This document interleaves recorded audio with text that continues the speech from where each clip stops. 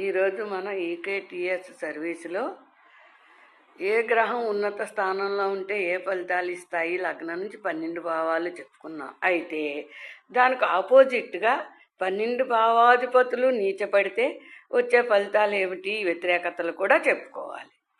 అది నెంబర్ 1, లగ్నము తనూభావము, మన దేహానికి సంబంధించి లగ్నాధిపతి కనుక నీచలో పడితే చిన్నప్పటి నుంచి కూడా శారీరానికి కొన్ని రుగ్మతలు, అనారోగ్యాలు అవి ఉంటాయి. 2, సెకండ్ ధనభావాధిపతి కనుక నీచిపడితే అప్పుడు అలాంటి వాళ్ళకి కుటుంబాధిపతి వాక్కు స్థానాధిపతి అన్నాం కాబట్టి ఆ ఒక్క గ్రహం పరిస్థితి వచ్చినప్పుడు మాత్రం వాళ్ళ యొక్క మాట తీరు ఎంతో మంచిగా ఉన్న వాళ్ళు రివర్స్ గేర్లో మాట్లాడేస్తూ ఉంటారు.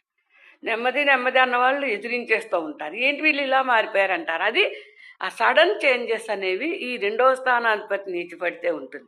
ఇకపోతే 3వ స్థానాధిపతి వీరము, ధైర్యము, స్థైర్యము, మనం చేసే పనులు మన చిన్న సహోదరులకి సంబంధించి ఆ యొక్క 3వ స్థానాధిపతి కనుక నీచిపడితే మన తమ్ముళ్ళు లేక చెల్లెళ్ళకి సంబంధించి కొన్ని ధన వ్యయాలు అవుతాయి, కొన్ని నష్టాలు, కొన్ని ఏమో సంథింగ్ ప్రాణ నష్టం, ఆరోగ్య నష్టం అలాంటివి కూడా జరుగుతాయి. 3.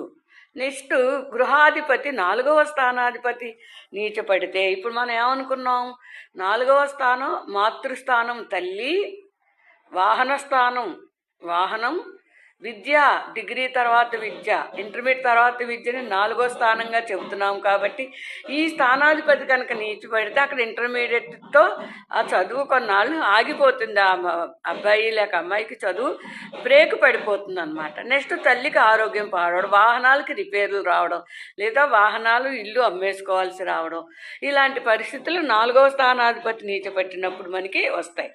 అదేవిధంగా పంచమాధిపతి కనుక ఎవరికైనా నీచపడితే అక్కడ సంతాన నష్టము అంటారంటే సంతానం ప్రాణం చిన్నప్పుడు పోవడం అనారోగ్యాలతో, అది సంతానము 5 ఏమైంది, సంతానం ఆడాలేక మగ సంతానం ఆ గ్రహ యొక్క ఆ రాశి యొక్క స్త్రీ రాశ, పురుష రాశ, సమరాశ, ఇలా దాన్ని బట్టి ఈ రాశిలో పుట్టిన వాళ్ళ అన్నది బట్టి ఆ యొక్క కారకో భావనాశయ కడుపును పుట్టిన వాళ్ళల్లో కొంతమంది అక్కరకు రాకపోవడం, కొంతమంది భూమి మీద లేకపోవడం, కొంతమంది అక్కడికి రాకుండా అనేక హింసలు పెడుతూ ఉంటారు ఆ తాలూకు పిల్లలు ఆ నక్షత్రాల్లో పుడితే.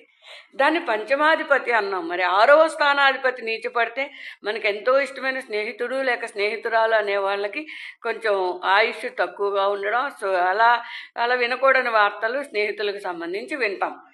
లాభం వస్తుంది అనుకుంటే నష్టం వస్తుంది, ఆదాయం రావాల్సిన చోట వ్యతిరేకత అవుతుంది. 6వ స్థానాధిపతి నీచ. మరి సప్తమాధిపతి నీచపడితే, సప్తము అష్టమాధిపతి నీచపడితే కనుక కన్యాదానం చేసేటప్పుడు భార్య ఇంకో పెళ్లి చేసిన పిల్లల్ని కనీసి మోసం చేసిన మగోడు ఈ కన్యపిల్ల జీవితంలోకి రావడం, రోగిష్టి మగోడు రావడం, వెంటనే వివాహం విచ్ఛిన్నమైపోవడం, వివాహ సౌఖ్యం లేకపోవడం అనేది 7, 8 స్థానాధిపతులు చేసే పని. ఆ 8వ స్థానాధిపతి ఆయుస్థానము, అష్టమ స్థానము అన్నారు. అక్కడ కనుక ఒకడు నీచి పట్టాడంటే ఈ 6+8 ఈ స్థానాధిపతి నీచ పట్టుట.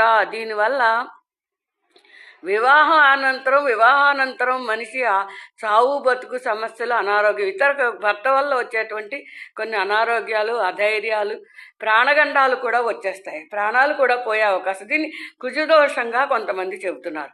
అంటే కర్కాటకంలో కుజుడు ఉంటే అది ఖచ్చితంగా దోషమే. కుజ దోషం వేరు, గ్రహ శత్రుత్వం వేరు, కారకో భావనాశాయ అంటే గ్రహం నీచపట్టడం. అన్నిటిలోకి గ్రహం నీచపట్టినప్పుడు ఆ నీచగ్రహ దృష్టుల వల్ల కొన్ని వ్యతిరేకతలు వస్తాయి, నీచభంగ రాజయోగాలు అయిపోతూ ఉంటాయి. ఆ జీవుడికి ఆరోగ్యం, ఆయుర్దాయం అన్నీ ఉన్నంతకాలం ఉంటూ ఉంటారు, డబ్బులు వస్తూ ఉంటాయి, పోతూ ఉంటాయి. అంటే 7, 8 అనేటువంటిది మాత్రం భార్య లేక భర్తకి సంబంధించినటువంటి అన్యోన్యం, అనుకూలం, దీనికి సంబంధించి చెప్పాల్సినటువంటి పరిస్థితి ఉందన్నమాట. 8. మరి అయితే భాగ్యాధిపతి 9వ స్థానాధిపతి, ఒక మనిషికి 9 అంటే తండ్రి నుంచి ఉన్నత విద్య ద్వారా రావాల్సింది. 9వ స్థానాధిపతి నీచపడితే తండ్రి వియోగము, తండ్రి చిన్నప్పుడే వెళ్ళిపోవడం లేదా మధ్యలో వెళ్ళిపోవడం, తండ్రి లేనితనం అనేది తండ్రి పరిస్థితి శూన్యం అవుతుంది, విద్యలు ఆగిపోతాయి, ధన వ్యయాలు అవుతాయి. భాగ్యాధిపతి భాగ్యస్థానంకి ఎన్నో చికాకులు వస్తూ ఉంటాయి. అంటే తినడానికి భోజనానికి ఇబ్బంది పడడం, ఒక్కోసారి ఎక్కువ భోజనం, ఒక్కోసారి అసలు లేకపోతే ఇలా నానా చికాకులు. ఈ భాగ్యాధిపతి నీచి పడితే ఉంటాయి. చదువులో పరీక్షలు ఫెయిల్ అయిపోతూ ఉంటారనమాట. పెడుతూ ఉంటారు, ఎంట్రన్స్లు ఫెయిల్ అయిపోయి మళ్ళీ రెండోసారి రాయడం, అలాంటివి జరుగుతూ ఉంటాయి. ఈ 9వ స్థానాధిపతి నీచి పడితే నెక్స్ట్ 10 రాజ్యస్థానము, వృత్తి స్థానము, వృత్తి భ్రంశము. ఒక వృత్తి నుంచి వేరే వృత్తిలోకి మారిపోతూ ఉంటారు మనుషులు. For example A lecturer job చేస్తా వెళ్ళి లా చదివేసి లా ప్రాక్టీస్లోకి అక్కడ చేయలేక జ్యోతిష్యం ప్రాక్టీస్ ఇలాగా ఎందుకు జరుగుతుంది? అస్తంగత్వంలో పడుట. రాజ్యాధిపతి అస్తంగత్వంలో అంటే రవిచేత అస్తంగత్వంలో పడితే ఇలాంటి ఫలితాలు. నీతి పడితే మొత్తం ఏ వృత్తి లేకుండా జీవితాంతం ఖాళీగానే ఉంటారు ఆ మనుషులు. ఏటిది? దశమం. ఇంక చూడండి బాబు, 11వ స్థానంలో ఒక నీచగ్రహం ఉన్న, 11వ స్థానాధిపతి ఉన్న, రాష్ట్రాధిపతి నీచ పట్టిన, జ్యేష్ఠ సోదర సోదరీల వల్ల జీవిత నష్టాలు, కష్టాలు, కన్నీళ్లు, అన్నం నీళ్లు దొరకకుండా హింస పెట్టే శాడిస్టులు లాంటి పెద్దన్నయ్య పెద్దక్కలు ఉంటారు. అలాంటి వాళ్ళకి 11వ స్థానాధిపతి వల్ల వచ్చే అనర్థం బాగోపోతే. 12 వ్యయాధిపతి ఎంత డబ్బు వచ్చినా అలా ఖర్చు అయిపోతూనే ఉంటుంది. ఆ ఖర్చుకు అడ్డు ఆపు ఉండదు. 12వ స్థానాధిపతి నీచి పడితే డబ్బు ఖర్చు పెడుతూనే ఉంటాడు. ఆ జీవుడు 10 పైసలు కూడా దాచుకోలేడు అనమాట. ఈ విధంగా 12 స్థానాధిపతులు నీచి పడితే జరిగే ఫలితాలు ఈరోజు చెప్పుకున్నాం. నెక్స్ట్ ఇంకొక పాఠం చెప్పుకుందాం. అష్టకవర్గులతో